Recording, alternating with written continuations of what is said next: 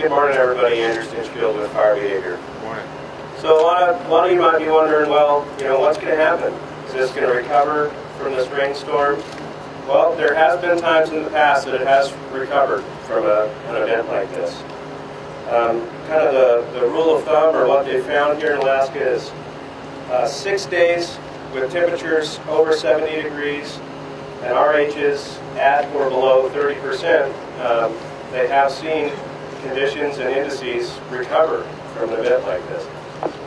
And especially in areas that didn't get as much moisture as we did. I think the final total on the rainfall on the Chattanooga Rise was almost an inch, 0.93 inches, I believe. But obviously not every area on the fire got that, especially areas of, under the canopy, in the thicker black spruce, thicker white spruce, underneath the hardwoods, little places like that. So just keep that in mind when you're out there. The work's definitely not done, and have a good, safe shift today. Barry Schulmerger with your operational update. Let's start off going counterclockwise again in branch 3 near H45. We got a crew in there currently.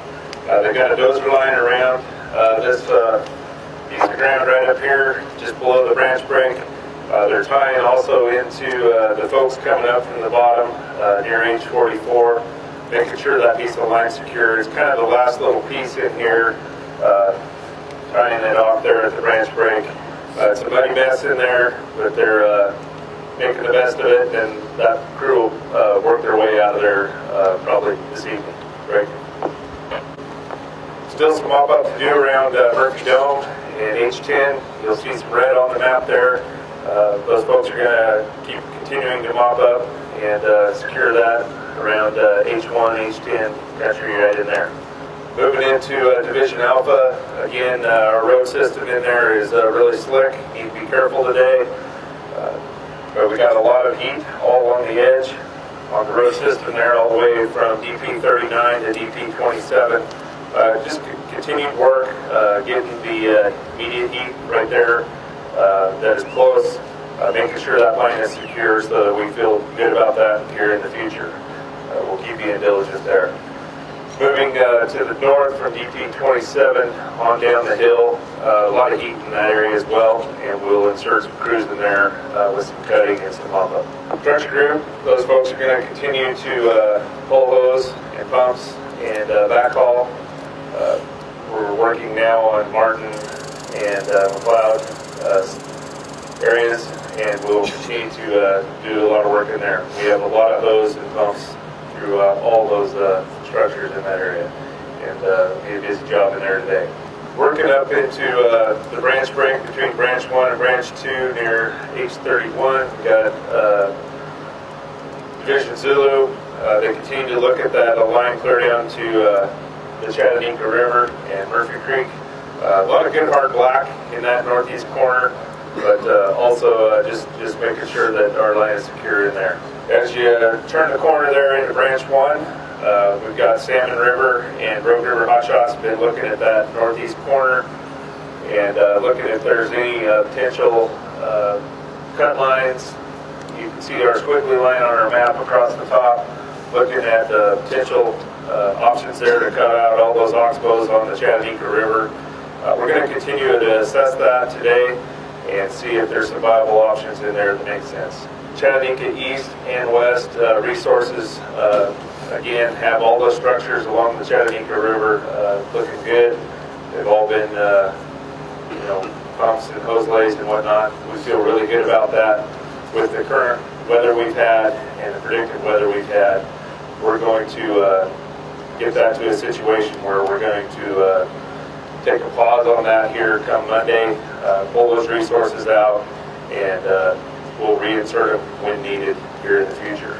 So they're gonna have their camp set up for at least 3 days, and we'll eventually pull those folks out, have them help us out on the perimeter here to the south. Chattanooga West, they're going to send folks in on this northwest corner again today near H44, tying in with the crew we got at H45. Just trying to tie that off. It's a 2-mile hike in there, 2-hour hike in there, and it's a lot of work. We want to try to get that wrapped up. Utilize the precipitation that we've had. Just ask that we treat today just like the first day you got here. Let's take the mission that we got. Let's do a good job with it. Keep our heads high and treat each other good. Talk to you later. Good morning. My name is Bill Howell. I'm one of the medical unit leader trainees with the team. I want to talk a little bit about Dutch Creek protocols this morning. On July 25th, 2008, Andy Palmer had a tragic accident. That incident drove major changes to the incident medical protocols.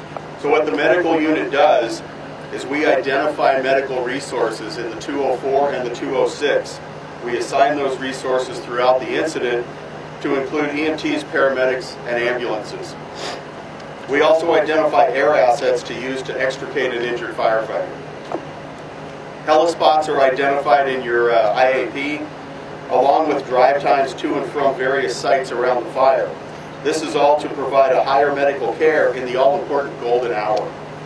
So before you engage today, identify your PACE model for extracting any injured personnel. Thank you, and have a safe work day. Alex Robertson, Incident Commander Trainee. Come on, Alex. If you hear a common theme throughout the morning, it's people, right? Taking care of ourselves. Fire has done what it's done. The weather has done what it's done to limit that. This is my 5th trip to Alaska, and the one thing, I don't learn fast, so it takes 5 times, but the one thing that I've learned is that you take care of yourself before you take care of the fire. Because of those things like trench foot, because of getting wet, sleeping conditions, just the differences in this country.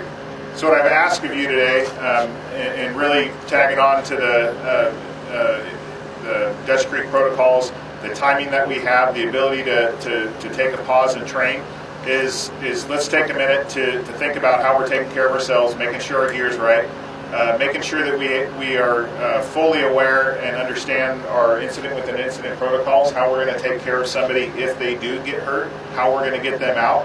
That's going to be different depending on what part of the fire you're on, what your primary, your secondary, and tertiary ways of getting somebody to that definitive care, that golden hour. So please take a moment to do that this morning. Have a great shift. We'll see you back here.